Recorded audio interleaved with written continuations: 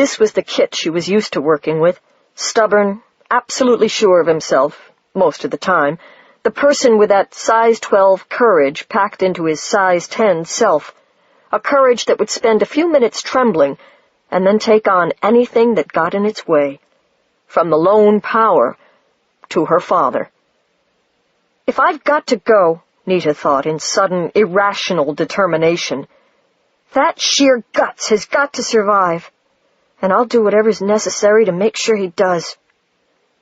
Look, she said, what are you going to tell my folks when you get back? I'm going to tell them we're hungry, Kit said, and that you'll fill him in on the details while I eat. I did tell him to be that way. Right, Nita said. For a long time they stayed where they were, treading water, watching the moon inch its way up the sky, listening to the Ambrose fog signal hooting the minutes away. A mile or so off, a tanker making for New York Harbor went by, its green portside running lights toward them, and let off a low, groaning blast of horn to warn local traffic. From under the surface, after a pause, came a much deeper note that held and then scaled downward out of human hearing range, becoming nothing but a vibration in the water. They're ready to leave, Kit said. Nita nodded, slipped into whale shape again, and looked one last time, with all her heart, at the sunset towers of Manhattan, until Kit had finished his change. Then they dived. The Song of the 12. Hudson Channel begins its seaward course some 20 miles south of Ambrose Light, trending first due south, parallel to the Jersey shore, then turning gradually toward the southeast and the open sea as it deepens. Down its length, scattered over the channel's bottom as it slowly turns from gray-green mud to gray-black sand to naked striated stone, are the broken remnants of 400 years seafaring in these waters and the refuse of 300 years of human urban life, mixed randomly together. There are new, almost whole-bodied wrecks lying dead on their sides, atop old ones long since gone to rot and rust. Great dumps of incinerated wood and ash, chemical drums and lumps of coal, and jagged piles of junk metal. Sunken, abandoned buoys, old cable spindles, unexploded ordnance and bombs and torpedoes, all commingled with and nested in a thick ooze of untreated, settled sewage. The garbage of millions of busy lives thrown where they won't have to look at it. The rugged bed of the channel starts out shallow, barely a fathom deeper than the seabed that surrounds it. It was much deeper once, especially where it begins, but the ooze has filled it thickly, and for some miles it is now hard to tell that any channel at all lies under the rotting trash, under the ancient faded beer cans and the hubcaps red with rust. Slowly, though, some 20 miles down the channel from its head, an indentation becomes apparent, a sort of crooked rut worn by the primordial Hudson River into the ocean floor, a mile wide at the rut's deepest, 5 miles wide from edge to edge. This far down, 40 fathoms under the surface and some 60 feet below the surrounding ocean bed, between a great wide U of walls, the dark sludge of human waste lies even thicker. The city has not been dumping here for some time, but all the old year's sewage has not gone away. Every stone in the deepening rut, every pressure-flattened pile of junk on the steadily downward-sloping seabed around the channel is coated thick and black. Bottom-feeding fish are few here. There is nothing for them to eat. Krill do not live here. The water is too foul to support the microscopic creatures they eat, and even of a summer night, the thick olive color of the sea is unchanged.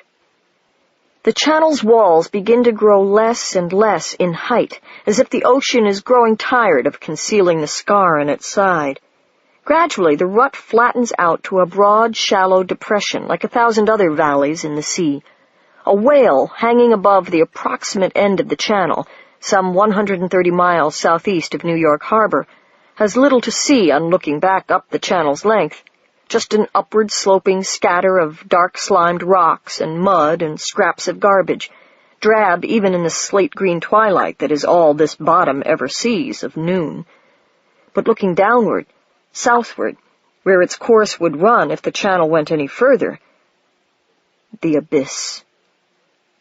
Suddenly the thinning muck and the gentle swellings and dippings of the seabed simply stop at the edge of a great, steep, semicircular cliff, 2 miles from side to side.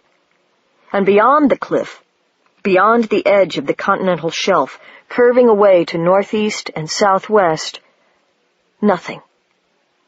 Nothing anywhere but the vague glow of the ocean's surface 300 feet above, and below, beyond the semicircle, the deadly stillness of the great deeps, and a blackness one can hear on the skin like a dirge, icy cold, and the dark. "I warn you all," Sri said as the 11 gathered celebrants and Kit hung there, looking down into that darkness at the head of Hudson Canyon. "Remember the length of this dive. Take your own breathing needs carefully into consideration, and tell me now if you think you may need more air than our spells will be taking with us. Remember that, at the great pressures in the below, you'll need more oxygen than you usually do, and work will make you burn more fuel. If you feel you need to revise the breathing figures on the group spell upward, this is the time to do it. There won't be a chance later, after we've passed the gates of the sea. Nor will there be any way to get to the surface quickly enough to breathe if you start running low. At the depths we'll be working, even a sperm whale would get the bends and die of such an ascent. Are you all sure of your needs? Think carefully." No one said anything. "All right. I remind you also one more time of the boundaries on the pressure protection spell. They're marked by this area of light around us, which will serve the added purpose of enabling us to see what's going on around us. If we need to expand the boundaries, that's easily done. But unless I direct you otherwise, stay inside the light. Beyond the lighted area, there's some direction for a limited area, but it's erratic. Don't depend on it. Otherwise you may find yourself crushed to a pulp." Nita glanced at Kit. He gave her an "I don't care" wave of the tail. Sperm whales were much less bothered by pressure changes than most of the species, and the great depths were part of their hunting grounds. "You be careful," she sang at him in an undertone. "Don't get cute down there." "Don't you?" "Anything else?" Cerise said. "Any questions?" "Is there time for a fast bite?" Roots said, sounding wistful. "Surely," Fang said, easing up beside the beaked whale with that eternal killer whale smile. "Where should I bite you?"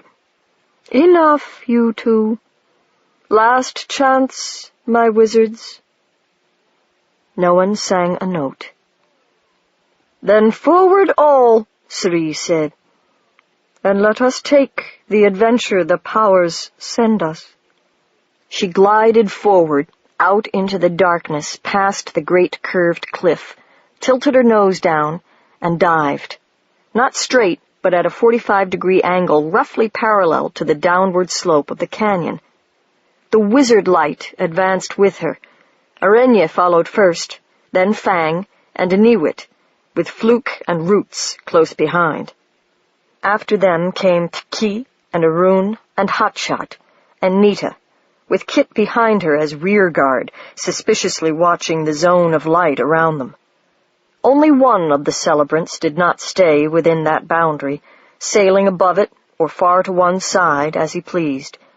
Ed, cruising restlessly close to the canyon walls as the group descended, or pacing them above, a ghost floating in midnight blue water. "I don't like it," Nita sang, for Kit's hearing only, as she looked around her. "What?" "This."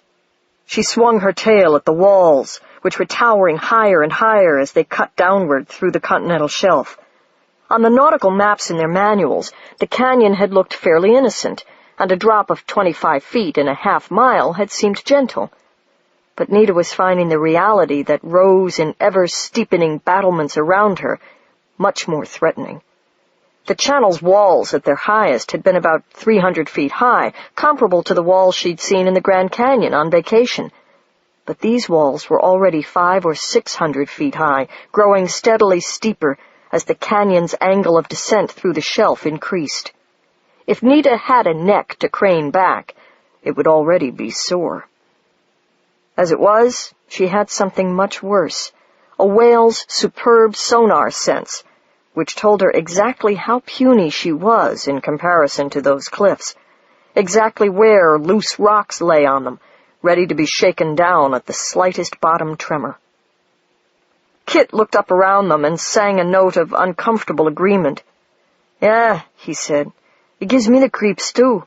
It's too tall." "No," Nita said softly. "It's that this isn't a place where we're supposed to be. Something very large happened here once. That's your specialty. You should be able to feel it." "Yeah, I should." There was a brief pause. "I seem to have been having trouble with that lately. But you're right, it's there. It's not so much the tallness itself we're feeling, but what it's a symbol of, I think." Nita said nothing for a moment, startled by the idea that Kit had been losing some of his talent at his specialty. There was something that could mean, some warning sign. She couldn't think what. "Kit, this is one of the places where Apollonie was, isn't it?" He made a slow sound of agreement. "The whole old continental plate Atlantis stood on was ground under the new plates and buried under the Atlantic's floor," Sri said. "But the North American plate was a lot farther west when the trouble first started, and the European one was farther east. So if I've got the story straight, this would have been where Apollonie's western shoreline was, more or less.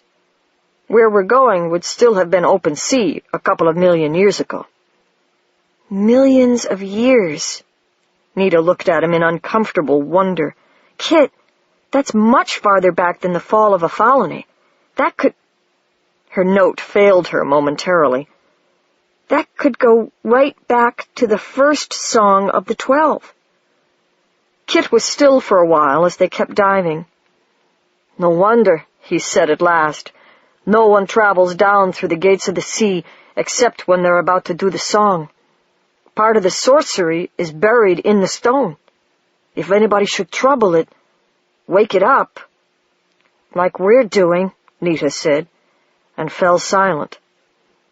They swam on. The immensities rearing up about them grew no more reassuring with time. Time, Nita thought. How long have we been down here? In this changeless, cold dark, there was no telling, and even when the sun came up, there still would be no knowing day from night. The darkness yielded only grudgingly to the little sphere of light the celebrants carried with them, showing them not much, and too much, of what Nita didn't want to look at. Those walls, reaching so far above her now that the light couldn't even begin to illumine them. Nita began to get a bizarre sense of being indoors, descending a winding ramp of infinite length, its walls 3 miles apart, and now nearly a mile high.